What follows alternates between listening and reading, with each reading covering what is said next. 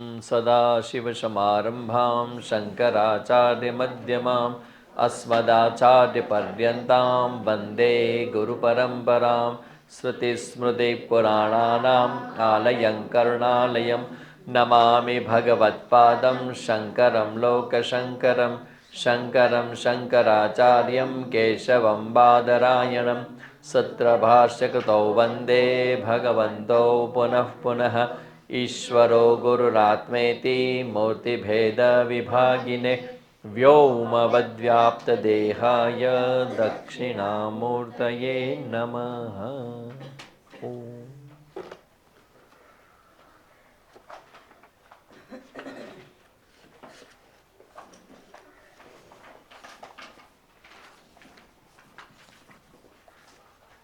કેનો ઉપનિષદ ની ચર્ચામાં આપણે ખંડ 1 માં જોતા હતા તલવકર શાખામાં આવેલું મંત્રો ઉપનિષદ અને ગુરુ શિષ્ય નામનો ઉલ્લેખ કર્યા વગર આ 10 ઉપનિષદોમાંનું એક ઉપનિષદ છે જેમાં આગળના 8 ચેપ્ટર તલવકર શાખાની અંદર 8 અધ્યાયમાં કર્મ અને ઉપાસનાની ચર્ચા છે. 9મું જે છે તલવકર શાખાનું આ ઉપનિષદ છે સામવેદનું, જેમાં આ ઉપનિષદ આવેલું છે જ્યાં બ્રહ્મ જ્ઞાનની ચર્ચાઓ કરી છે. કર્મનો ઉપાસના નિષ્કામ ભાવે કરવામાં આવે તો તે અનુક્રમે અંતઃકરણ શુદ્ધિ અને અંતઃકરણ નૈશ્ચલ્યનું કારણ બને છે, જન્મ આવે છે. એ બધી ચર્ચાઓ છે બધી અહીંયા. કેન ઈશિતમ શબ્દથી ઉપનિષદનો પ્રારંભ થયો છે અને જેમાં આપણે બધી જે ચર્ચાઓ જોઈ એમાં મુખ્ય મુદ્દો એ છે કે ઈશ્વર કે બ્રહ્મ જેને કહેવામાં આવે એ છે કે કેમ, પેલો એ પ્રશ્ન થાય આપણને. અસ્તિ નાસ્તિ વા, છે કે કેમ. એક શબ્દ છે આની અંદર કેનોપનિષદની અંદર જે ચર્ચા છે ને એ ચર્ચામાં એક શબ્દ છે તદૈવ બ્રહ્મ ત્વમ વિદ્ધિ નેદમ યદિદમ ઉપાસતે. એ કોમન છે ચોથા મંત્રથી લઈ અને 9મા મંત્ર સુધી. પેલા ખંડમાં કેટલા મંત્ર ટોટલ? 8 છે ને? 9 છે? 8 છે? 8 તો 7માં તો છે. હા ના ના ત્રીજાથી ચોથાથી લઈ અને 9 સુધીમાં હા એક બરાબર 8 જ છે. તો એમાં 8 સુધીમાં એક કોમન શબ્દ આવે છે તદૈવ બ્રહ્મ તમ વિદ્ધિ નેદમ યદિદમ ઉપાસતે. એટલે કે તેને જ તું બ્રહ્મ જાણ જેની લોકો અર્થાત પોતાનાથી અન્ય એમ કહીને ઉપાસના કરે છે તે નહીં. અર્થાત પોતાનાથી અન્ય એમ કહીને ઉપાસના કરે છે તે નહીં. કારણ કે ઉપાસનાની ચર્ચા શું કામ કરે છે? આ તો ઉપનિષદ છે. પણ ભાઈ આગળના 8મા અધ્યાય સુધીમાં જે ચર્ચાઓ કરી ગઈ બધી ઉપાસનાની ચર્ચાઓ હતી. એટલે ઉપાસનાની ચર્ચા એટલા માટે કરી હતી કે ઉપાસના કરે તો ઉપાસના કરતા કરતા કરતા હવે જ્ઞાનમાં આવ્યા છે. તો જ્ઞાનમાં અહીંયા જ્ઞાનના આ ડિપાર્ટમેન્ટમાં આવી અને એમ વાત કરે કે આગળ તમે જેની ઉપાસના કરતા હતા આ છે આ છે આ છે એ બ્રહ્મ નથી, એ બ્રહ્મ છે આ રૂપે નથી, બ્રહ્મ હો રૂપે છે. તો સૌથી પહેલા પ્રશ્નમાં સરળ વાત કરી કે ભાઈ બ્રહ્મ છે એમાં એવું કહેવાય કે બ્રહ્મ છે ને એ ક્યારેય તમારા સબ્જેક્ટ કે તમારા જ્ઞાનનો વિષય બનતો નથી, ક્યારેય ઓબ્જેક્ટ બનતો નથી. તો બ્રહ્મની જાતિ નથી, ક્રિયા નથી, ગુણ નથી ને સંબંધ નથી. 4 રીતે કોઈ પણ વસ્તુ ઓબ્જેક્ટ હોય ને ઓબ્જેક્ટિફાઈડ થાય. 4 રીતે: જાતિ, ક્રિયા, ગુણ અને સંબંધ. જાતિ એટલે સ્પીસીસ. કોઈ પણ વિશે તમારે કાંઈ પણ કેવું હોય ને એના વિશે તો કાં તો એ જાતિથી રિલેટેડ હોય તો તમે કહી શકો કે આ જાતિની અંદર, જેમ કે મનુષ્ય જાતિ થઈ તો મનુષ્ય જાતિ છે તો બીજી ઇતર જાતિથી જુદી છે તો તમે એના વિશે કંઈક વિશેષણ વાપરી શકો. બ્રહ્મ છે એના વિશે કેમ કે કહી શકાતું નથી તો કે એની જાતિ નથી, બરાબર. પછી એનો કોઈ જાતિ, પછી ક્રિયા નથી, ગુણ નથી અને સંબંધ નથી. બ્રહ્મની અંદર એનો પોતાનો કોઈ ક્રિયા કરતો નથી બ્રહ્મ. ક્રિયા કરતું હોય તો તમે કહો છો કે જલ્દી છે, ફાસ્ટ છે, ઓછો છે, ધીમો છે, ઓના કરતાં જુદો છે, એવું ડિવિઝન તમે કરી શકો. જાતિ ક્રિયા પછી ગુણ. બ્રહ્મ પોતે તો નિર્ગુણ છે, તો પછી એના ગુણ કઈ ન હોવાને કારણે એના વિશે કેવું શું અમારે? તકલીફ જ્યાં પડે છે ને અહીંયા જ પડે છે કે એનું એક્સપ્લેનેશન જ્યારે કરવામાં આવે ત્યારે કાંઈ જ નથી આમાંથી. જાતિ ક્રિયા ગુણ અને વિશેષણ કાંઈ જ નથી. વિશેષ છે સંબંધ. સંબંધ એવું છે કે સંબંધ હંમેશા બે વ્યક્તિ વચ્ચે બંધાય. તો બ્રહ્મ અને બીજું કંઈક હોવું જોઈએ ને જેના વિશે સંબંધ બંધાય. તો બીજું તો કંઈ છે જ નહીં બ્રહ્મ સિવાય. તો સંબંધ ન હોવાને કારણે, ગુણ ન હોવાને કારણે, ક્રિયા ન હોવાને કારણે, જાતિ ન હોવાને કારણે બ્રહ્મ વિશે કંઈ કહી શકાતું નથી. અને બ્રહ્મ વિશે કંઈ કહી શકાતું નથી એટલે બીજું કે આ બધું એમ કે ભાઈ આ આંખ છે એ બ્રહ્મ નથી. આંખ જેના દ્વારા જોવે છે એ બ્રહ્મ છે. એનો મતલબ શું થાય? આજે બધા મંત્રો છે ને, મંત્રમાં કે એવું છે કે આંખ, કાન, નાક, જીભ, ત્વચા, બુદ્ધિ આ તમારા જે જ્ઞાન પ્રાપ્તિના સાધનો છે એનાથી કદી બ્રહ્મનું જ્ઞાન નહીં થાય. એનો મતલબ શું થાય કે બ્રહ્મ આંખ દ્વારા જોઈ શકાતો નથી, પણ આંખની નેત્રેન્દ્રિય જે છે એ જોવાનું જે કાર્ય કરે છે એ જેને કારણે કરે છે એ બ્રહ્મ છે. તો બ્રહ્મ તો આંખની આજુબાજુમાં છે જ, પણ આંખ એને જોઈ શકતી નથી. પછી કાન એને સાંભળી શકતા નથી. આપણો આખો વ્યવહાર કેવો છે? કોઈને જોવું, કોઈને સાંભળવું. આપણી જિજ્ઞાસા કોના પ્રત્યે હોય? આપણા ઇન્દ્રિયના વિષયો પ્રત્યે. પણ જે ઇન્દ્રિય અતીત હોય, ઇન્દ્રિયાતીત હોય, તો એ તો ઇન્દ્રિય દ્વારા જાણી ન શકાય ને જાતિ ક્રિયા ગુણ છે નહીં. તો આવું બધું થાય તો પછી કદાચ એવું ન થાય કે બ્રહ્મ હોય જ નહીં. પોસિબલ. જ્યાં સુધી આવું થાય કે બ્રહ્મ નથી, આવું બ્રહ્મ નથી, આવું બ્રહ્મ નથી, આવું બ્રહ્મ નથી. શું થયું? અવાજ આવે છે? અવાજ ના આવે. આ બ્રહ્મ નથી, આ બ્રહ્મ નથી, તો બ્રહ્મ શું છે? બેસ્ટ છે, સીધો સાદો રસ્તો છે, સિમ્પલ રસ્તો છે. બ્રહ્મ હોય જ નહીં. તો એવું નથી તમે આટલી બધી મહેનત કરો છો, આટલો બધો વિચાર કરો છો, પોસિબલ છે બ્રહ્મ જ ના હોય. એમ વિચારીએ તો કેટલું સહેલું બની જાય. એટલે જેટલા લોકો બહાર હરે ફરે છે ને બધા એ માનીને ફરે છે કે આવું કઈ આ બધા ગાંડા થયા જાય કે નથી દેખાતું, નથી સ્પર્શ થતું, નથી કંઈ કહી શકાતું, નથી કંઈ આપણા ઉપયોગમાં આવે એમ, નથી કંઈ બુદ્ધિ વધારનારો, નથી મનને શુદ્ધ કરનારો, નથી કાંઈ એકાગ્રતા કરનારો, નથી કાંઈ અનુભૂતિ કરાવનારો. તો પછી બ્રહ્મ જેવું છે જ શું? કારણ કે અનુભૂતિ પણ જેટલી આપણી થાય છે ને એ બધી બ્રહ્મની અંદર થાય છે. બ્રહ્મ એટલું બધું વ્યાપક છે, એની અંદર બધી અનુભૂતિ થાય છે. તો બ્રહ્મની અનુભૂતિ કોણ કરશે? બરાબર ને? જેમ કે હું કહું કે ભાઈ આ મને મારા હાથમાં આવ્યું તો મને અનુભૂતિ થઈ. બરાબર? આની આ અનુભૂતિ કહેવાય ને, આ મને અનુભૂતિ થઈ. પણ હવે મારા હાથમાં આ છે, આની અનુભૂતિ કરું તો હું એમ કહું કે હું આકાશની અનુભૂતિ કેવી રીતે કરું? આકાશ બધી જગ્યાએ છે, અંદર બહાર ઉપર નીચે આસપાસ ચોપાસમાં બધી જગ્યાએ આકાશ છે, તો એની અનુભૂતિ કેવી રીતે થાય? બ્રહ્મની અનુભૂતિ સપોઝ થાય, સપોઝ અનુભૂતિનો વિષય માનીએ આપણે, એટલે કહેવાય ને કે કોકને ધડાકો થયો અને અનુભવ થયો અને બ્રહ્મ અનુભૂતિ થઈ, એવું કેમ ન કહેવાય?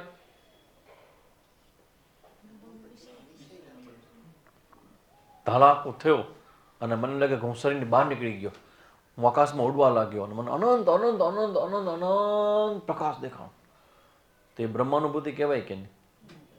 એ શું કામ ન કહેવાય?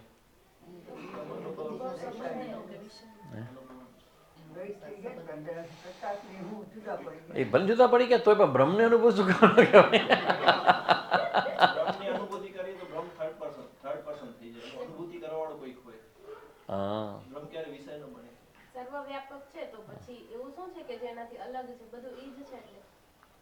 બધું આખું એ આવે કે ધારો કે બ્રહ્મની અનુભૂતિ થઈ, બરાબર? કોને થઈ પેલા એ કયો?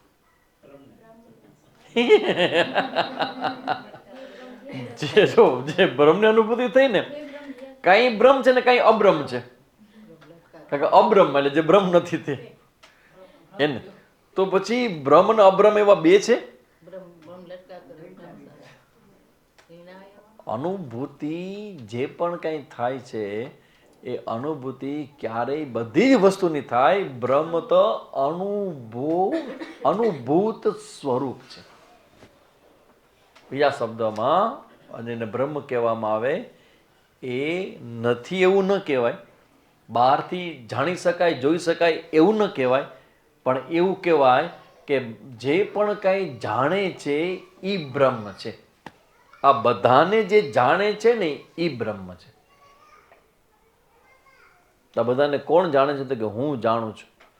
તો કે હવે તમારું જે હું જે છે ને એ એકમાત્ર તત્વ બચ્યું છે કે જેને આપણે બ્રહ્મ કહી શકીએ. એના સિવાય કોઈ જ નથી. આ હું જેને કહીએ ને એ બ્રહ્મ છે. અને એ ક્યારેય આંખથી, ક્યારેય કાનથી અને ક્યારેય એનો જન્મ પણ નથી, એનો મૃત્યુ પણ નથી, પરિવર્તન નથી. તદૈવ બ્રહ્મ ત્વમ વિદ્ધિ. તું એને જાણ. કોને? તો કે આ બ્રહ્મને જાણ. કેવી રીતે જાણું? હું રૂપે જાણ. તદૈવ બ્રહ્મ ત્વમ વિદ્ધિ નેદમ યદિદમ ઉપાસતે. તું જેની ઉપાસના કરે છે, તારાથી જુદો જેને માને છે એ બ્રહ્મ નહીં. બ્રહ્મ ત્વમસી. તું બ્રહ્મ છે. એટલે આ વાત અહીંયા 9 મંત્ર સુધીમાં સમજાવવામાં આવી છે. અને યત પ્રાણેન ન પ્રાણતિ યેન પ્રાણ પ્રણીયતે. જે ઘ્રાણેન્દ્રિયથી કોઈ સૂંઘતું નથી, પરંતુ જેના વડે ઘ્રાણેન્દ્રિય સૂંઘે છે તેને તું બ્રહ્મ જાણ. એનો મતલબ કે આપણે લોજિક લાસ્ટ ટાઈમ જોયું હતું ને કે કોઈ વસ્તુ જડ હોય તો એમાં ગતિ નથી, પણ ગતિ છે એ પ્રાણ તત્વ છે. એ પૂરનારું કંઈક છે કે જેને કારણે ગતિ આવે છે. જેમ કે સ્થૂળ શરીર છે એ ચેતન નથી, પણ ચેતન જેવું વર્તન વ્યવહાર કરે છે તો પછી એની પાસે કંઈક હોવું જોઈએ. અને સૂક્ષ્મ શરીર છે એમાં બ્રહ્મ છે એટલે જગત ચાલે છે. બ્રહ્મ છે એટલે જગત છે. એમ કેમ સાબિત કરાય બ્રહ્મ છે એટલે જગત છે? જે ખોટું હોય ને એ સાચા વગર રહી શકે.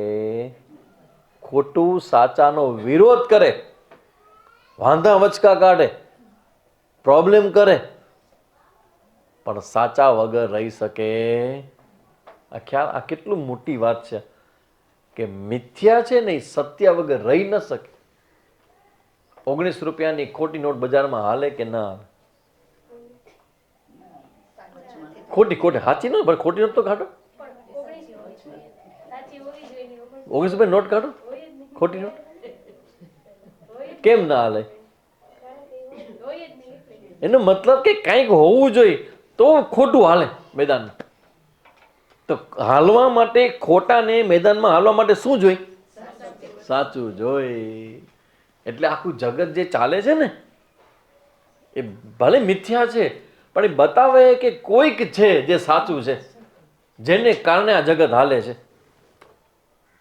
અને સાચું જે છે એ છે બ્રહ્મ. અને એ છે એ કોણ છે? બ્રહ્મ ત્વમસી. એ બ્રહ્મ તું છે. કોણ છે એ બ્રહ્મ? મેં શું શીખડાયું? એ બ્રહ્મ તું છે. બોલો તો બસ એ શીખડાવું છું.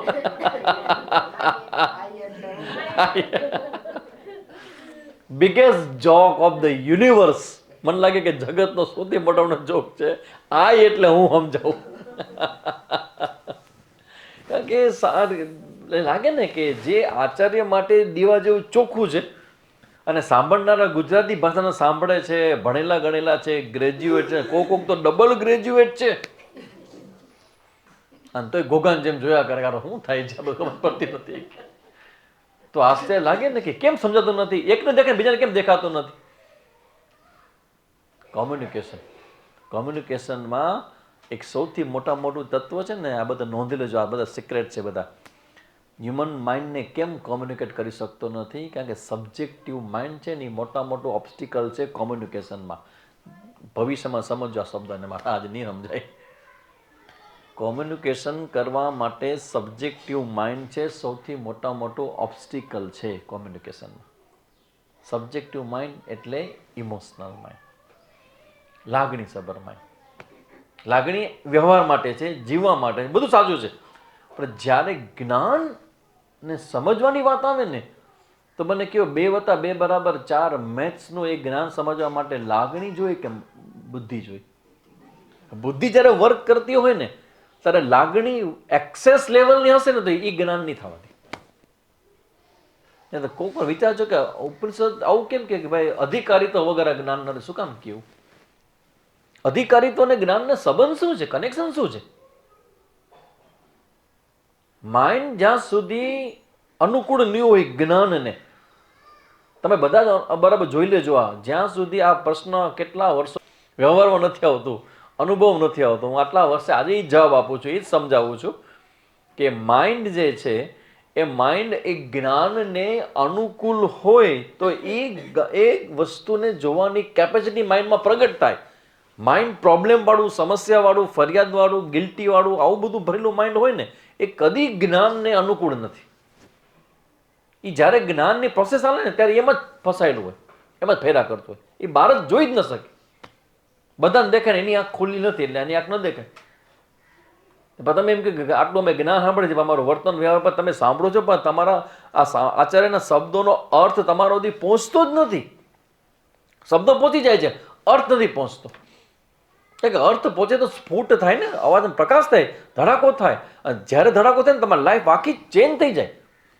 Just turn the life, turn back, બધું બદલી જાય, પાછું વયું જાય. એટલે આ પ્રોસેસ થવા માટે આ જે મન જોઈએ ને એ મનની પ્રાપ્તિ માટે અહીંયા કર્મ અને ઉપાસનાની ચર્ચા કરવામાં આવે છે શાસ્ત્રમાં. કર્મ અને ઉપાસના. અને કર્મ ઉપાસનાનો મતલબ છે કર્મ એટલે કર્મયોગ અને ઉપાસના એટલે નામ સ્મરણ અથવા તો કોઈ પ્રકારનું ધ્યાન, એને ઉપાસના કહેવામાં આવે. આ બધું જ્યારે કરવામાં આવે ત્યારે તમારું મન છે એ નિશ્ચલીકરણ, એકદમ સ્થિર અને ફોકસ થાય. અને પછી જે શબ્દો જે બોલાય આચાર્યના મુખારબિંદમાંથી એ બધા જ શબ્દો તમારા અંતઃકરણ સુધી શબ્દોના અર્થ પણ પહોંચે અને એ અર્થના પ્રભાવમાં તમારું અંતઃકરણ છે એ ચેન્જ થાય. અને આ રીતે પેલા ખંડમાં આ બધી ચર્ચા કરી. તદેવ બ્રહ્મ તમ વિદ્ધિ નેદમ યદમ ઉપાસતે, તેને તું બ્રહ્મ જાણ. જે આ તમારું મન, ઇન્દ્રિય, પ્રાણ બધાને પ્રેરિત કરનારું મન છે એ તત્વ છે એ જ બ્રહ્મ છે. યત પ્રાણ ન પ્રાણતિ યેન પ્રાણ પ્રણીયતે, એ બધા શબ્દો દ્વારા કહેવામાં આવ્યો. હવે સરસ મજાની ચર્ચા ચાલે બીજામાં. 5 જ મંત્ર છે બીજા ખંડની અંદર. સેકન્ડ ખંડ બ્રહ્મ જ્ઞાનનું સ્વરૂપ, બ્રહ્મની સુંદર મજાની ચર્ચા આ બીજા ખંડમાં કરવામાં આવે છે. 5 જ મંત્ર, પણ વેરી વેરી વેરી ઇમ્પોર્ટન્ટ બધા મંત્રો છે. અને એમાં હવે શિષ્ય છે એ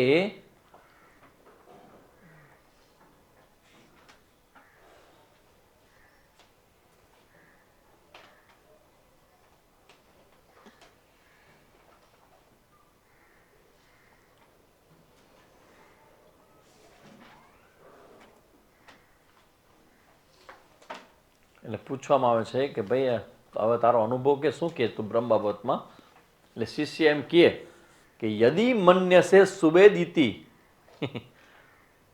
હું બ્રહ્મને જાણું છું એમ કહી શકાય કે નહીં? ગુરુ ભણાવે છે બ્રહ્મ વિશે, શિષ્ય સામે જોવે છે, બોલ હવે તું શું કહીશ? એટલે અહીં કહે છે કે જો કદાચિત જો તું એમ કે બ્રહ્મને હું સારી રીતે જાણું છું તો તું જાણતો નથી. બ્રહ્મને જાણું છું એમ તું કે તું બ્રહ્મને જાણતો નથી. બ્રહ્મ વિશે જાણવા માંગુ છું તો પણ સત્ય નથી, કારણ કે બ્રહ્મ જણાયું છે નહીં. મારે બ્રહ્મનું જ્ઞાન પ્રાપ્ત કરવું છે. મારે શું કરવું છે? મારે ક્વોન્ટમ સાયન્સ વિશે જાણવું છે. અચ્છા આવો બેસો આ બાજુ. મારે સાહિત્યક રસ છે, મારે એમાં જાણવું છે. આવો તમે સ્મૃતિવનમાં એનો આખો સેમિનાર છે એમાં એટેન્ડ કરો. મારે દેશભક્તિ વિશેના ઉપાયો જાણવા છે. સાંભળો પુષ્પેન્દ્રભાઈને, દેશભક્તિની વાતો જાણવી છે એને સાંભળો. એવી રીતે મારે કૃષ્ણના જીવન ચરિત્ર વિશે જાણવું છે. આવો અમારા મહાદેવ પ્રસાદને કૃષ્ણ કોણ હતા, શું હતા, કેવું જીવતું એ બધું બતાવે. અને મારે બ્રહ્મ વિશે જાણવું છે. ભાઈ બ્રહ્મ વિશે જાણવું છે. બ્રહ્મ વિશે તમારે જાણવું હોય તો આચાર્ય ના પાડે છે કે ભાઈ બ્રહ્મને હું જાણું છું એમ તમે કદી નહીં કહી શકો. બ્રહ્મને જાણવાની જિજ્ઞાસા ભલે તમે લઈને આવ્યા છો પણ બ્રહ્મ કદી જણાશે નહીં. આમ કહીને પણ જણાવે છે કે બ્રહ્મ કેવી રીતે જણાશે. કેવું સરસ ઉપાય છે શાસ્ત્રનો. એ કહે છે કે બ્રહ્મ જણાશે નહીં, બ્રહ્મ આ રૂપે જણાશે નહીં. તમે જાણવા નીકળ્યા છો તો બધું આ રૂપે છે કે નહીં? કૃષ્ણ છે, ક્વોન્ટમ ફિઝિક્સ છે, દેશભક્તિ, બધું આ છે. હું ક્યાં છે? કોઈ પણ વિદ્યા તમે લઈ લો, એવી વિદ્યા જે છે ને એમાં કદી વિદ્યા અને પરાવિદ્યા અને અપરાવિદ્યાનો ફરક જ આ છે કે કોઈ પણ વિદ્યા એવી નથી કે તમે તે વિદ્યા જાણો અને તમે એ વિદ્યા સ્વરૂપે થઈ જાઓ. તમે ફિઝિક્સ જાણો તો ફિઝિક્સ ઓબ્જેક્ટ તરીકે રહી જાય કે ફિઝિક્સ જાણું છું. પંખા વિશે જાણો, પછી ભગવાનના સ્વરૂપ વિશે જાણો, તો બધા વિશે તમે જાણો છો, તમે એ સ્વરૂપ થઈ જતા નથી. જ્યારે બ્રહ્મવિદ્યા એવી છે કે તમે જ્યારે બ્રહ્મવિદ્યા જાણવાનો પ્રયત્ન કરો છો ને, ભાઈ પ્રયત્નમાં તમે પોતે બ્રહ્મ થઈ જાઓ છો. થઈ જાઓ છો એટલે શું છે? ખબર પડે અરે હું જ બ્રહ્મ છું. અને હું જ બ્રહ્મ છું એ ખબર પડે તો બધી ઉત્પાત અને બધો આમ સંસારમાં જવાનો આપણો જે માનસિકતા છે, હરવું ફરવાની માનસિકતા છે, સંસારની બધી જ વસ્તુઓ ભોગવી લેવાની માનસિકતા છે, એ બધી ખરવા માંડે. હું બ્રહ્મ છું ખબર પડી જાય તો શું રહીએ? પછી તમે કંઈક સારું કરો તો શું થાય એનાથી? સારું કર્મ કરો બેન, શું થાય? પુણ્ય મળે ને. પછી પુણ્યને આપણે ભોગવીએ. પુણ્યનો ભોગ એટલે શું? ગુલાબ જામુન. પુણ્યનો ભોગ એટલે ગુલાબ જામુન. ખાવું, પીવું, હરવું, ફરવું, આ બધું શું છે? પુણ્યનું ફળ છે. ગાડીમાં જાઓ ને ગાડીમાં આવું, બધું પુણ્યનું ફળ છે. પુણ્ય એટલે કમ્ફર્ટ ઝોન. કેટલો આપણને ગમે કમ્ફર્ટ ઝોન? આમ લાલાય છે કમ્ફર્ટ ઝોન માટે. બસ બધું મને અનુકૂળ હોય. રૂમની અંદર અંધારું એટલે સંપૂર્ણ અંધારું હોવું જ જોઈએ. બીજો કહેશે મને નહીં હાલે, તો કે નહીં હાલે ભાઈ, તમારે સહન કરવું પડશે. અંધારું જોશે, નહીં હાલે, અંધારું જ હોવું જોઈએ. કમ્ફર્ટ. તમારી જે શું કહેવાય, તમારો જે બેડ છે એ તમને અનુકૂળ હોવો જોઈએ. ત્યાંથી લઈ અને આખા દિનચર્યામાં જેટલું પણ તમારું ભોજન હોય, તમારું બહારનું વાતાવરણ છે, તમારે ઠંડી માટે અને તમારા ગરમ સ્વેટર અને ટોપો પણ કેવા કલરનો જોઈએ? હેલો, ટોપો કેવો જોઈએ? તો કે ભાઈ બધું અનુકૂળ હોવું જોઈએ. ટોપો સરસ મજાનો લાગે એવો તો હોવો જ જોઈએ, પણ પાછા ખૂચે એવો હાલે ભાનુબેન? ટોપો 10 મિનિટ ન પહેરે, ખૂચે એટલે અંદરથી ઠંડી રોકે એવો જોઈએ, પણ ખૂચે એવો ના હાલે ને. પછી ને દેખાવમાં કલર બીજો હોય તો ન ચાલે. સોફ્ટ એકદમ હોવો જોઈએ. 3 કલાક પહેરે તો ખબર ના પડવી જોઈએ. બે જણા પૂછવા જોઈએ કે આવો સર ટોપો. આ આપણી લાઈફનો પુરુષાર્થ છે. અને હું કેટલા વર્ષો પહેલાં આ પુરુષાર્થ ઉપર મારી જાત વિશે હું શંકા કરી ચૂક્યો છું કે આઈ એમ રોંગ. હું પુરુષાર્થ માનીને જે દોડું છું ને, ક્યાંક ભૂલ છે. તમે જ્યાં સુધી તમે જ્યાં સમય જોશો ને, તમારું રૂટીન ક્યારેય બદલાશે નહીં. વર્ષો પહેલાં જય જયકાર કરતા હતા, ભગવાન રામ કઈ જય, અને 12 વર્ષ પછી ઓલો ચોર પાછો આવ્યો, એ જ કથામાં બેઠા હતા. જય જયકાર, જય જયકાર, જય જયકાર. હજી 12 વર્ષે જય જયકાર જ કરો છો અને ઓલો મહાત્મા થઈ ગયો 12 વર્ષમાં. એપ્રોચ કોમ્યુનિકેશનમાં હજી પ્રોબ્લેમ નથી પહોંચતા. શબ્દોનો અર્થ ગભરાવાની જરૂર નથી, પહોંચશે. રસ્તો આ જ છે પહોંચવાનો. પણ સબ્જેક્ટિવ માઇન્ડ છે, ઇમોશનલ માઇન્ડ છે, એ યાત્રા જ અટકાવી દેશે, કરશે જ નહીં યાત્રા, નહીં થવાની. એટલે જ્યારે એમ કહેવામાં આવે કે બ્રહ્મને હું જાણું છું, પણ દેટ ઇઝ નોટ કરેક્ટ. બ્રહ્મને જાણું છું એમ ક્યારેય નથી શકે, કેમ કે બ્રહ્મ એવો કોઈ સબ્જેક્ટ જ નથી કે જેને તમે જાણી શકો. બ્રહ્મને જાણવાનું છે એ વાત સાચી, પણ બ્રહ્મને આ રૂપે નહીં, બ્રહ્મને હું રૂપે જાણવાનું છે. અને એ વાત અહીંયા 2nd ચેપ્ટરમાં કહે છે. અને યદિ મન્યસે સુવેદ્યતિ, બ્રહ્મને સાથે જાણવું છે એમ જો તું માનતો હોય તો તું હજી બ્રહ્મને જાણતો નથી. હું બ્રહ્મને જાણું છું એમ તું કહી જ ન શકે, કેમ કે બ્રહ્મ તો તું પોતે જ છો.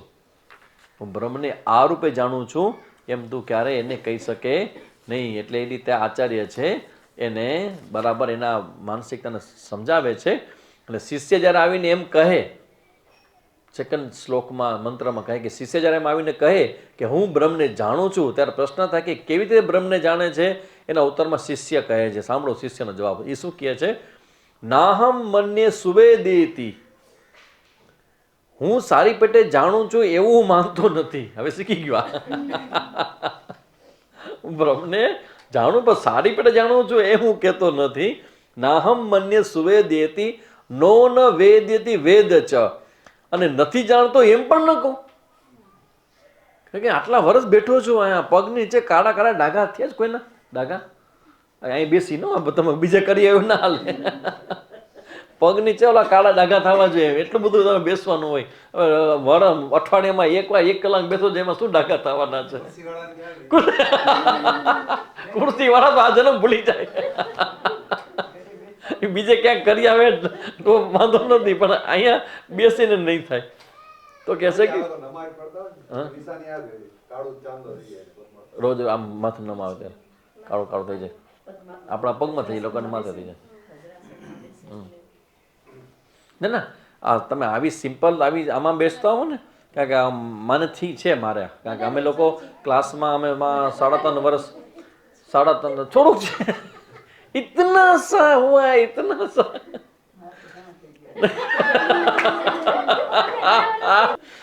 નો ન વેદેતી વેદ ચ, અને હું નથી જાણતો એમ પણ નથી જાણું છું. યોનસ તદ વેદ નો ન વેદિત વેદ ચ, અને વળે નથી પણ જાણતો. અમારામાં બધા સાધ્યાય સાંભળજો શિષ્ય તું કે અમારા બધા સાધ્યાયોમાં જે મારા કહેલ વાક્ય નથી જાણતો એ ખરેખર જાણતો જ નથી. હું બ્રહ્મને જાણું છું એમ પણ નથી કહેતો, અને હું જાણતો નથી એમ પણ નથી. શું કામ જાણતો નથી એમ કહું છું? કેમ કે બ્રહ્મ છે ને એ હું છું. તો હું છું એવું મને ખબર પડે છે કે નહીં? બરાબર, હું છું. બ્રહ્મનો અનુભવ જ એટલે હું છું. બ્રહ્મનો અનુભવ એટલે હું છું. હું છું એવું થાય છે કે નહીં? એ જ તો અનુભવ છે. તો કે આ બ્રહ્મનો જે હું છું એ અનુભવ છે. એટલે એમ તો હું જાણું છું, પણ બ્રહ્મને હું દ્રશ્ય રૂપે જાણતો નથી. બ્રહ્મ ક્યારેય દ્રશ્ય હોઈ શકે નહીં. હું બ્રહ્મને સારી પેટે જાણું છું એમ હું માનતો નથી, અને ન જાણતો એમ પણ જાણું છું, અને વળી નથી જાણતો એમ પણ નથી કહેતો. આત્માનું જાણું પણ છું ને આત્માનું હું નથી પણ જાણતો. આ બંનેનો ડિફરન્સ બરાબર સમજી લઈએ આપણે, કે આત્માને જાણું છું એટલે આત્માને હું રૂપે જાણું છું, પણ આત્માને આ રૂપે ક્યારેય જાણી શકું નહીં. એટલી શિષ્યને ખબર પડે છે. એટલે અહીંયા આખો જે ચર્ચા જે છે એ કેવી રીતે બ્રહ્મને જાણવું જોઈએ એની ચર્ચા છે. અન્ય દેવ તદ વિદિતાત અથો અવિદિતાદ અધી. હું નથી જાણતો એવું નથી, જાણું પણ છું નથી પણ જાણતો, બંને છે. બરાબર, તો આ ચર્ચા આપણે કરી. અને તો પછી બ્રહ્મ છે આ નથી, બ્રહ્મ છે આ નથી, બ્રહ્મ છે આ નથી, તો પછી બ્રહ્મને જાણવાનો કાંઈક તો કયો તમે. સાવ પછી અમે તો નિરાશ થઈ જશો. શું કરશું અમે? તો કહે છે સરસ મજાનો શબ્દ છે, એક સરસ મજાનો શબ્દ. આ જે 5 મંત્ર છે ને એમાંનો એક બહુ ઇફેક્ટિવ છે, કે બ્રહ્મને જાણવાનો એક રસ્તો બતાવે છે શ્રુતિ પોતે. અને કેવી રીતે બતાવે છે? પ્રતિબોધ વિદિતમ મતમ અમૃતત્વમ હિ વિંદતે. મહાવાક્ય છે. પ્રતિબોધ વિદિતમ, પ્રત્યેક બોધમાં જ્યારે વિદિત થાય છે, પ્રત્યેક બોધ એટલે વિચાર. આ તમને જે વિચાર આવે છે ને એ વિચાર એ પ્રતિબિંબ છે, અને વિચારને જે જોવે છે તે બ્રહ્મ છે. વિચાર કરે છે એ નહીં, વિચારને જે જોવે છે તે, વિચારને જે જાણે છે તે. તમે શું છો? આ સમાધિનો શબ્દ છે. આ જેને સમાધિમાં જાઓ એના માટે શબ્દ છે. તમે શું છો? તમે શબ્દ છો, વિચાર છો, કે આ બંનેથી જુદા છો? તો કે શબ્દ તો બરાબર છે, તો સંભળાય ન પણ સંભળાય, શબ્દ શાંત થઈ જાય, પછી વિચાર. જોજો, તમે વિચાર કરો છો કે વિચારને જાણો છો? આ બહુ મોટી ક્વેશ્ચન પૂછું છું, જવાબ આપજો જ નહીં. એના માટે હજી આપણે ક્વોલિફાઈડ નથી, પણ તોય તમને હું મૂકી જાઉં છું, તમને સમજાવું છું કઈ રીતે વિચાર કરે. આમાં વિચાર કરો છો કે વિચારને જાણો છો? મેં એમાં શું વાપરો? તમને વિચાર કરતા શીખવાડું છું. પણ એ કેવો જ ખબર છે? ઓલો લોંગ હાઈ જમ્પ. આમ ઉપર તમારે જવું હોય તો તમે ઓલો પોલનો ઉપયોગ કરો. એ કેટલા ફૂટ હોય પોલનું? આમ આમ લાખીને આમ હાઈટ હાઈ જમ્પમાં હાય હાય હાય હાય હાય 15 ફૂટનો હશે. આમ લાગી અને એ ઉપર જાય ત્યાં સુધી ઉપર રહીએ, પછી એ જે હોય ને જેને કારણે ઉપર ગયો ને એને મૂકી દે અને પોતે પછી જમ્પ લગાવી જાય. એક્ઝેક્ટલી આવું છે કે સૌથી પહેલાં વિચારને તમે ફોકસ કરો, એને વ્યવસ્થિત કરો, એને મેચ્યોર કરો, અને પછી ધીમે ધીમે ધીમે ધીમે ધીમે તમે જુઓ કે વિચાર હું છું કે વિચાર હું કરું છું. ના ના, હું તો વિચાર કરું છું. વિચાર ઘણા બધા આવે છે. કોને આવે છે? એકને આવે છે, ઘણા બધાને આવે છે? હું એક જ છું, અત્યારે હું એક જ છું, બરાબર ને? વિચાર મને ઘણા બધા આવે છે. તો ઘણા બધા વિચાર થયા ને, તમે પ્લુરલ છો કે સિંગ્યુલર છો? જે વિચાર કરે છે એ સિંગ્યુલર. અને પછી ખબર પડે કે હું વિચાર કરું છું કે હું વિચારને જાણું છું. બસ એ જમ્પ છે હાઈ. હું વિચાર કરું છું કે હું વિચારને જાણું છું. પ્રતિબોધ વિદિતમ મતમ મમ. એક્સ્ટ્રા ઓર્ડિનરી મેથડ છે કેનોપનિષદની આ બ્રહ્મ તરફ લઈ જવાની. ઘણી વાર કેવું થાય કે સૂર્યનો પ્રકાશ હોય ને, એ બધું જ છે. તમને અત્યારે જે પણ દેખાય બધું સૂર્યના પ્રકાશમાં દેખાય છે, પણ તમારું ધ્યાન સૂર્યપ્રકાશ તરફ નથી. તમારું ધ્યાન નથી. તમને બધું દેખાય ત્યાં, પણ સૂર્યપ્રકાશ તરફ ધ્યાન નથી તમારું. પણ જ્યારે તમને સૂર્ય ભગવાન તરફ ફોકસ કરો ત્યારે તમારું ધ્યાન જાય. એટલે અત્યારે આ જે ચર્ચા આપણે જે કરીએ છીએ ને, એ બધું જ બ્રહ્મ છે, બધી જગ્યાએ બ્રહ્મ છે, પણ તમારું ધ્યાન નથી એના ઉપર. અને એ ધ્યાન લઈ જવાનો પ્રયત્ન કરીશ. આ છેલ્લું સ્ટેપ છે. આ પ્રતિબોધ વિદિતમ મતમ મમ અમૃતત્વમ વિંદતે. પ્રત્યેક બોધ એટલે પ્રત્યેક વિચારમાં જે વિદિત છે તેને જ બ્રહ્મ કહેવામાં કે માનવામાં આવ્યું છે. કારણ કે આ બ્રહ્મ જ્ઞાનથી અમૃતત્વ મેળવાય છે. આ જ સમયે તમે મને કહો કે તમે વિચાર કરો છો કે વિચારને જાણો છો, એ ધ્યાનમાં લઈ શકો? તમે દર વખતે એમ કે મને વિચાર બહુ આવે છે, મને વિચાર બહુ આવે છે. તો વિચાર મને બહુ આવે છે, ઓવર થિંકિંગ. એ કહેનાર વ્યક્તિ છે એ શું કહે છે મને પોતાના વિશે? મને વિચાર બહુ આવે સ્વામીજી, ઓવર થિંકિંગ, એવા જ કરે છે. એનાથી મહાપુરુષ બીજો એક છે.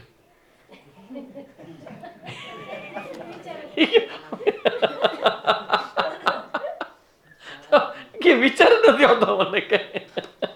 ઘણા એવા છે ઓવર એક્સાઇટેડ છે કે ઓ એક્ઝામ છે, એક્ઝામ છે, શું થશે શું થશે.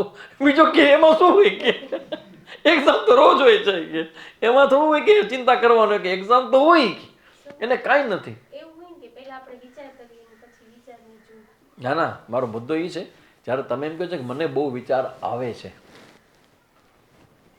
ત્યારે તમારી જાત વિશે તમે એમ કહો છો કે વિચાર હું કરું છું. એ કરતું તો શીખવાનું ને ત્યાં કહેશો કે મને વિચાર આવે છે. તમે બેસ્ટ કહી શકો સામેજી વિચારનો પ્રવાહ ઘણા બધા આવતા હું જોઉં છું, તો આખું વાત બદલાઈ જાય.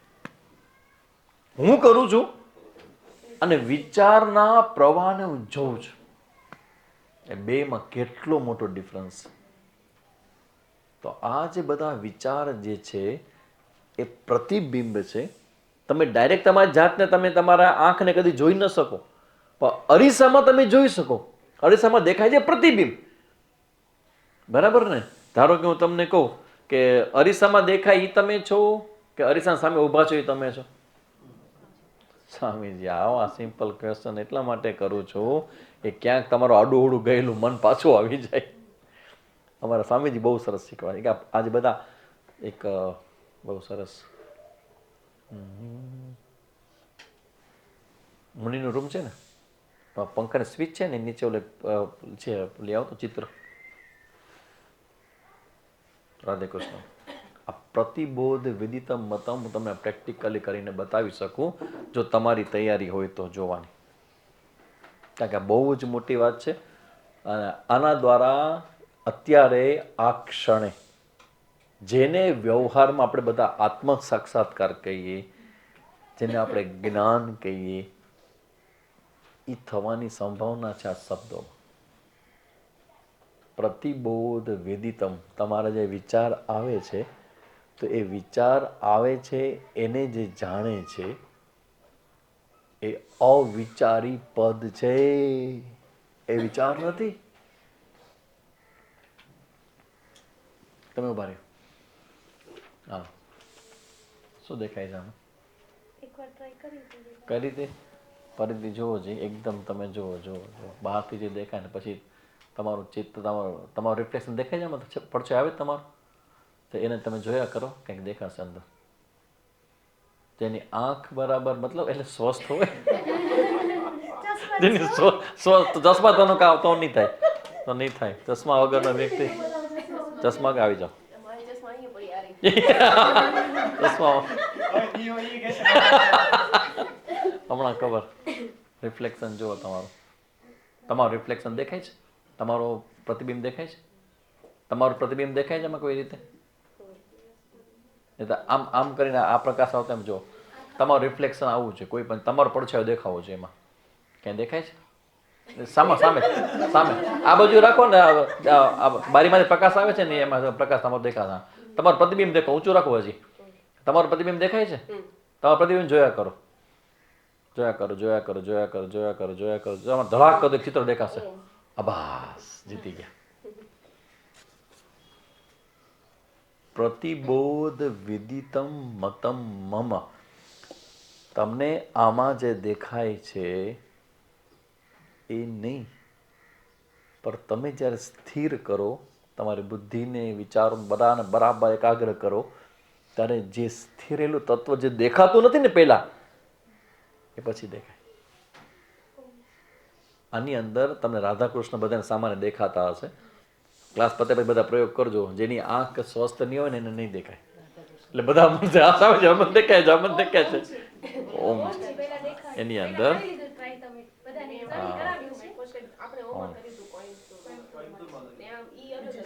ધડાક તો આવી ગયો, કારણ કે મને અનુભવ છે ને, ખાલી ઓમ નથી, ઓમની પાછળ કંઈક જો તમારે 3-4 લેર દેખાય, 1 2 3 4 લેર દેખાય એમાં, 1 2 3 4, એમાં ઓમની પાછળ કંઈક છે. હવે નહીં કહું શું છે, તમે લોકો જોઈ લેવાનું છે. તો જે લોકોને આ દેખાતું હશે ને એની કહી શકે એમાં કે આની અંદર શું છે. હા હા, એટલે બે માંથી જેનું એક બગડેલું હશે એને નહીં દેખાય. પ્રતિબોધ વિદિતમ મતમ મમ, શ્રુતિ એવું કે તમારા પ્રત્યેક વિચાર જે તમને આવે છે એ વિચારને જે પ્રકાશે છે તે, એનો મતલબ શું થાય? તમે વિચાર નથી. આ કદી આવો વિચાર તમે નહીં આવ્યો હોય. આપણે વિચારની પ્રક્રિયા બદલી, વિચારને ફોકસિંગ કરીએ, વિચારની ક્વોલિટી બદલીએ, આપણે શાંતિનો અનુભવ આપણે કરીએ, પણ વિચાર હું નથી એવો વિચાર આજ સુધી નહીં કર્યો. આત્મા વિચાર રૂપે ક્યારેય જોઈ ન શકાય, વિચાર હજી દેખાય, પણ વિચારને જે જોનારો જે છે એ કદી આ રૂપે ન દેખાય, એ એક જ રૂપે અનુભવાય. તો વિચારને જાણનારો છે એ કોણ છે? એ મન તો છે જ નહીં, બુદ્ધિ પણ નથી, અંતઃકરણ તો હોઈ જ ન શકે, અને સ્ત્રી પુરુષ તો હોઈ જ ન શકે. તો તો હવે તમારું અસ્તિત્વ કેવું થઈ ગયું વિચાર કરો. જે વિચારને જાણનારો છે ને તે વિચાર કરો. તમારા વિચારોની તમારી જે પૂંજી જે છે ને, બીજા શબ્દોમાં થોડા ઓલા શબ્દો છે, પછી સ્વીકાર લેજો. તમારી વિચાર કરવાની જે કેપેસિટી છે ને એને એક્સ્ટ્રીમ લેવલમાં શ્રુતિમાં લઈ જાય છે. તમે વિચાર કરી શકો છો, વિચાર કરી શકતા નથી, મન ઠેકાણે છે, મન ઠેકાણા વગરનું છે, બુદ્ધિ હાલે છે, ટાણે હાલતી નથી, પછી મારું જીવન જ આવું થઈ ગયું છે, મારું આમ જ છે ને તેમ છે ને, એ બધું કચરો ગયો. તેને જાણો છો એ વહી જશે, જાણનારો રહી જશે. પ્રતિબોધ વેદિતમ મતમ મમ અમૃતત્વમ વિંદતે. અને આ જે વિચારોનો જાણનારો જે છે એ તું ને હું બે એક છે. તોમસીનો મતલબ કે જે વિચારોને જાણનાર છે. તો મારી અંદર પણ વિચારો છે, એને પણ જાણનારો છે. આનંદ વિચાર જાણનારો છે, આનંદ વિચાર જાણનારો છે. એ જાણનારો જે છે એ બધાનો એક જ છે. એ બધી જગ્યાએ છે અને બધા વિચારોને પ્રકાશિત કરે છે. અંતઃકરણ છે એને કારણે તમારા વિચારોનો અનુભવ તમને થાય, તમે વિચાર કરી શકો અંતઃકરણને કારણે. પણ અંતઃકરણમાં આ કાર્ય કરવાની શક્તિ પોતે તો જડ છે, આવી ક્યાંથી? જાણનારામાંથી. એટલે આજે અહમ છે જાણનારો, વિચારોનો સાક્ષી, એ જે છે એ જ તું છે. હવે વિચારોનો જાણનારો છે એ કદી વિચારથી થોડો જાણી શકવાનો છે. વિચાર તો તમે કોઈક વસ્તુ જાણવા માટે કરો કે બીજા વ્યવહાર માટે કરો. તો જે વિચારનો પ્રકાશક છે એના વિશે વિચાર શું કહી શકે? આ પ્રતિબિંબ જેવું છે. તમે પ્રતિબિંબ દેખાડો અને તમે જુઓ. હવે પછીની જે વાત છે ને ચોથા મંત્રની, એ બધાએ હું એટલા માટે સમજાવું છું, આટલા વર્ષોથી તમારા પ્રશ્ન જવાબ જે હું આપતો હતો એનો જવાબ તમે શ્રુતિમાં જો ક્યાં આપેલો છે. આ શબ્દ બરાબર સમજી લેજો. આત્મના વિંદતે વીર્યમ વિદ્યયા વિંદતે અમૃતમ. પોતાના આત્મ સ્વરૂપથી બળ પ્રાપ્ત કરે છે. બલહીને ન લભ્ય યમય વેશે વૃણુતે. બરાબર કયો ને, શું કરવું અમારે, શું કરો, રસ્તો બતાવો, આ કરો તે કરો, ભટકી ગયા છે અમે. બળ વગરના લોકોનું કામ નથી. તો ભલે સ્વામીજી જય શ્રી કૃષ્ણ. તમે જ કહો છો બળ લોકો, મારું બળ તો કેટલું કાંઈ નથી. કારણ કે મને આમાં માન બેઠો છું, બેસતા વિચાર કેટલા છે કે ક્યારે પૂરું થાય એટલે ભાગું જલ્દી અહીંથી. બળ વગરના લોકો આત્મા જાણી શકતા નથી એટલે હું નહીં જાણી શકું એવું નહીં. બળ વગરના લોકો જાણી શકતા ન હોય તો બળ ક્રિએટ કરો. દેટ ઇઝ પુરુષાર્થ. કા જાણવાનો પુરુષાર્થ કરો અને કા બળ ઉત્પન્ન કરવાનો પુરુષાર્થ કરો. બળ એટલે શું? નહીં બલહીને લભ્ય નાયમ એવા આત્મા પ્રવચન લભ્ય ન મેદયા ન બહુ ન શ્રુતેય યમય વૈશે વૃણુતે તેને લભ્ય તસ્યેસ આત્મા વિવૃણુતે તનુમ સ્વમ. આના પછીનું ઉપનિષદ જોરદાર છે. આના પછીનું ઉપનિષદ છે કઠોર ઉપનિષદ, ફેવરિટ ઉપનિષદ બધાનો આપણો. એમાં આ વાત આવશે. યમય વૈશે વૃણુતે તેને લભ્ય. જે આત્માની પસંદગી કરે છે તેને જ આત્માની કૃપા. પસંદગી હોય, મંજિલ તમે નક્કી કરો, પસંદગી તમે કરો અને મંજિલ તમને આશીર્વાદ આપે. That's all. તમે મંજિલ બીજી નક્કી કરો, બીજી ગાડીમાં બેસો અને પછી અનુગ્રહની, કૃપાની, બ્લેસિંગ્સની, આશીર્વાદ બીજી તત્વમાંથી તમે અપેક્ષા રાખો, એ ના થાય. પ્રકૃતિનો એક ઓર્ડર સમજી લેજો. પ્રકૃતિનો ઓર્ડર છે. તમને બધાને આટલા વર્ષમાં 20 વર્ષથી અહીંયા કામ કરીને તમે બધાને ભેગા કરવાનો મતલબ જ આ છે કે હવે મારું કામ થઈ ગયું છે. તમે જ્યારે શ્રુતિને આ પરંપરાભિમુખ થાવ, પરંપરાભિમુખ. તે પરંપરા છે ને એ એના બ્લેસિંગ્સ તમારા તરફ વરસાવે. ઉપનિષદની વાત હાલતી હોય અને તમે ક્યાં બેઠા છો તો કે ત્યાં શું કહેવાય, આપણે ધ્રબુડી ગયા છીએ, ક્યાં પિતૃ તર્પણ કાર્ય કરવા. ક્યારે ગયા? ઉપનિષદના ક્લાસ વખતે. તો કોની કૃપા થાય? એ જન્મથી કરો તમે, દબા મારો ને આ કરો ને તે કરો ને આશીર્વાદ લ્યો ને પુણ્ય કમાવો ને કીર્તન કરો ને બધું સાચું છે, પણ એનાથી મળતું જે વસ્તુ છે એ અલગ વસ્તુ છે. અને જ્યારે ઉપનિષદ ચિંતન તમે કરો છો, આચાર્ય પાસે બેસો છો, તો આચાર્યની કૃપા થાય. પણ એ કૃપા તમે ઓલા પિતૃ કાર્યમાં જઈને ગંગામાં ડૂબકી લગાવો ને એ જે તમે લાભ મેળવો, દાન કરો ને એનો લાભ મળે, એ લાભ અને આચાર્ય પાસે બેસીને ભણવાનો લાભ, બે કેટલો ડિફરન્સ છે. તમને આટલા વર્ષે હવે સમજાશે કે હું જે કરું છું આટલા અમારી પરંપરા જે કરે છે તમારી સાથે, તમને લોકોને બધાને ભેગા કરીને બેસાડીને તમને આમાં રસ લેતા કર્યા, એનું કારણ જ એ છે કે અત્યારે તમને જ્ઞાન થાય કે ન થાય, પણ એક સમયે થઈ જ જશે. કેમ કે તમે લાગ્યા છો આમાં.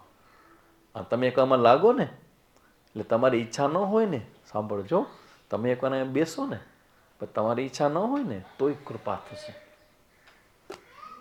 માંગવું નહીં પડે. બેસો અને ખુલ્લું કરો તમારું પાત્ર, તો વરસે જે વરસાદ અને પાત્ર તમારું છલકાઈ જશે. જેવડું હશે એવડું છલકાશે, જેવડું હશે એવડું છલકાય. પણ છલકાય શબ્દ બહુ ઇમ્પોર્ટન્ટ, છલકાઈ જશે. અને જ્યારે એ દે ને ત્યારે પૂરેપૂરું આપણને દે ભગવાન. કરવાનું આટલું છે, આત્માના વિંદતે વીર્યમ.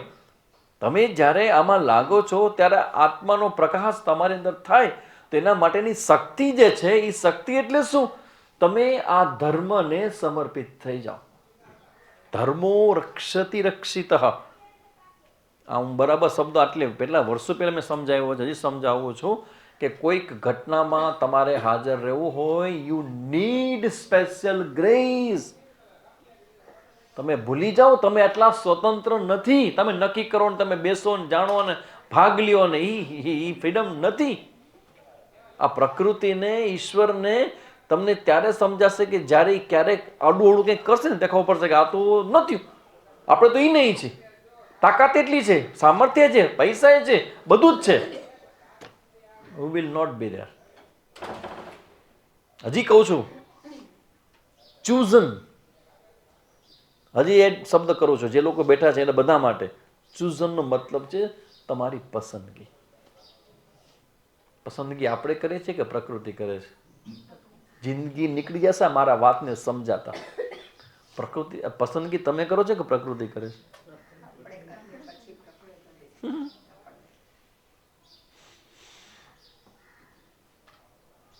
પ્રકૃતિની પસંદગી ને આપણી પસંદગીમાં બહુ ડિફરન્સ છે. અને પ્રકૃતિનો એક નિયમ છે કે તમે તમારું ધ્યેય અને લક્ષ્ય એકવાર ડિફાઇન કરો છો ને બહુ ઓનેસ્ટલી. આ વિશાલભાઈ કહે કે સ્વામીજી પહેલાં એ બધું હતું ચિંતન, હવે ખીલે ખોડાઈ ગયા. કે ડિફાઇન થઈ ગઈ, હવે મારું લક્ષ્ય શું છે.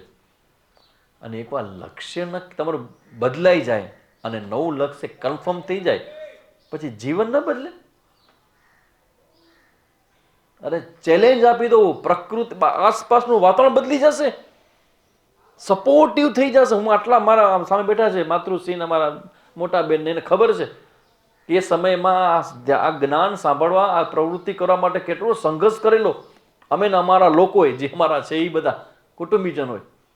એ સંઘર્ષ ખબર નહીં ક્યાં ગુમ થઈ ગયો, ક્યાં ચાલ્યો ગયો સંઘર્ષ ખબર નથી મને. એટલું સહજ આ તત્વ થઈ ગયું અમારા માટે. તો એ એક સમય શરૂ થઈ યાત્રા અને સંઘર્ષ, પરિસ્થિતિ ને ભગવાન એવો નટખટ્યો છે. એ શું કરે ખબર છે? એને આ દેવું તો છે પણ એ જોવે કે તમારા માઇન્ડમાં શું છે, પેલા તમને ચેક કરાવે. અને પછી યાદ રાખજો મારા શબ્દ, આ મારી સાથે બહુ ઘટ્યું, તમારી સાથે પણ ઘટી રહ્યું છે, તો તમને કહી દો કે જ્યારે બહુ ઉત્કૃષ્ટ ને શ્રેષ્ઠ થવાનું હશે ને ત્યારે હંમેશા બીજી ઘટના હશે ન જે તમને એટ્રેક્ટ કરશે. એટલે અમારા એક ભાઈનું એક બહુ મોટું ફેમસ સ્ટેટમેન્ટ છે, જામનગરવાળા ભાઈનું, એ કે always I felt I am at cross road. ઇંગ્લિશમાં હું મને કે Swamiji I always felt I am at cross road. Swamiji એટલે હું કહું ભાઈ મારા માટે ક્રોસ રોડ પૂરો થઈ ગયા, મારા માટે રોડ જ બાકી રહ્યો. તો કે ના સ્વામીજી મારા માટે ક્રોસ રોડ છે. ક્રોસ રોડ એટલે શું? હું હંમેશા એવી જગ્યાએ આવીને ઊભો રહી જાઉં છું કે ઊભી થઈ જાઉં છું કે એક રસ્તો આમ જાય છે અને એક રસ્તો આમ જાય છે. એટલે આ વાતને 10 વર્ષ પછી પાછો ફરીથી મળ્યો. ફરી મેં પૂછ્યું વોટ ઇઝ યોર એક્સપિરિયન્સ? સાહેબ still I am on cross road. એક રસ્તો આમ જાય છે, એક રસ્તો આમ જાય છે. ધ્યાન રાખજો, જેટલી તમારી અંદરની પક્વતા વધશે ને, પસંદગીઓ ઘટી જશે. તમને જોતા આવડી જશે શું પસંદ કરાય અને શું છોડાય. આ બળ 2 પ્રકારનું જોશે, પસંદ કરવાનું જોશે અને છોડવાનું પણ જોશે. કારણ કે તમે વર્ષોથી જીવો છો એ બદલે આ બહુ ગમે છે. કેમ કે હવે ધડાકા થવા માંડ્યા અને એમ ખાવા માંડે કે જે શંકરાચાર્યજીના હૃદયમાં જે વિચારો છે એવા વિચારો મારા હૃદયમાં થાય છે. હવે તો ચિદાનંદ રૂપ ખાલી કહેવા પૂરતું નથી. લાગે છે કે પ્રતિબોધ વિદિતમ મતમ મમ, તો વિચારો તો હું જાણું છું, તો હું જ બ્રહ્મ છું. હા, તું જ બ્રહ્મ છો. તો તમારા બ્રહ્મ હોવાને કારણે નો કન્ડિશન એટ ઓલ. મંત્રના ક્રિયાની બધું જ પછી અંતિમાં કે તે બ્રહ્મ હું છું. આ જો સત્ય હોય અને આ સત્ય જ્યાં જાણવા મળે છે તો પછી વેલા મતલબ મારો મિનિંગ એવો છે, શું દો? What can I give? If you are giving me this knowledge, આ જ્ઞાન જ્યારે તમે મને આપો છો તો હું શું આપું? મારી પાસે કંઈ જ નથી. એક મારી પોતાની જાત છે, એ તમે બ્રહ્મ કહી દીધી. હવે એ ના આપી શકો. હું શું આપું તમને? નથિંગ. 2 હાથ. એટલે જીવનભર આચાર્ય કે ગુરુના ઋણી હોય ને એમાંથી કદી બહાર ના આવી શકીએ આપણે. હું અનુભવ છું આટલો. અમારા ઉપર તો અમારા 2, 3, 4 આચાર્યો બધા બેઠા છે. જિંદગીભર એ રહેવાના જ છે, ઉપર જ રહેવાના છે હંમેશા અમારે. કે એણે જે દ્રશ્ય બતાવ્યું, એને જે કે દર્શન કરાવ્યું, ઓવર એન્ડ આઉટ. એનાથી વિશેષ હવે જિંદગી આપવા જોઈએ એટલે વારે ઘડીએ અમે વેચાઈ ગયા. પણ તમારી પાસે હજી સ્વતંત્રતા છે, કરવું ન કરવું બીજું બધું છે. હજી આ પણ પસંદ કરવા જેવું છે, આ પણ કરવા જેવું. તો મને લાગે કે હજી તમે હજી સમજ્યા નથી. હજી સ્વામીજી તમે સમજ્યા નહીં. તમને તો મારે વ્યવહારમાં તો ન કહેવાય, ભાઈ ક્લાસમાં તો મારું હાલે. કારણ કે અમારી અંદર એટલી બધી શાર્પ બુદ્ધિ, ખબર નહીં ભગવાનની કેવી બુદ્ધિ આપી છે. કોઈક મને કીધું હતું કે સ્વામીજી અમારા મધુબેનને પૂછે કે તમે આમાં છોકરાને ખવડાવ્યું શું છે? કેવા કેવા વિચારો આવે, ઓહો ધડાધડ એટલા બધા વિચારો આવે. અને બીજા બધા ઘોઘન જેવું જોયા જ કરે કે સ્વામીજીને વ્યવહારના આટલા બધા વિચાર ક્યાંથી આવે છે? તમે એમ ના માનજો કે તમે અહીંથી પગ તમારો ડાબો લેફ્ટ જમણો પેલો પકડો ને તો ખબર પડે કે પગ ક્યાંથી પડે છે.